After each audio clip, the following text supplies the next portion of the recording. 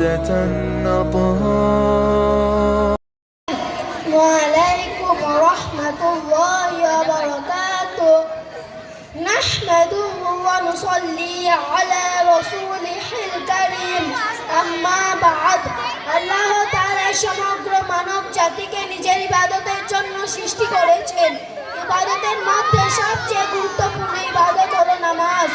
নামাজের মাধ্যমে মানুষ আল্লাহর সঙ্গে কথা বলে। যখন সে সিজদা করে তখন আল্লাহ তাআলার খুব নিকটবর্তী হয়ে যায়। আল্লাহ তাআলা কোরআন শরীফে কয়েক জায়গায় নামাজ প্রতিষ্ঠা করার নির্দেশ দিয়েছেন।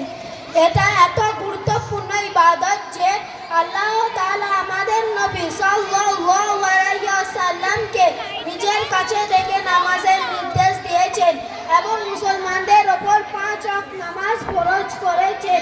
আমাদের প্রিয় নবী সাল্লাল্লাহু আলাইহি ওয়াসাল্লাম জীবদ্দশায় অতি গুরুত্ব সহকারে নামাজের প্রতি যত্নশীল ছিলেন, এমনকি নিজের শেষ মুহূর্তেও নামাজ পড়ার নির্দেশ দিয়েছেন।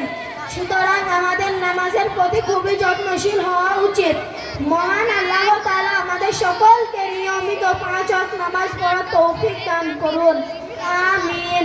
ওয়া আখিরু দাওয়ানা আনিল হামদুলিল্লাহি রাব্বিল আলামিন। বক্তাটা পছন্দ হয়েছে আপনাদের?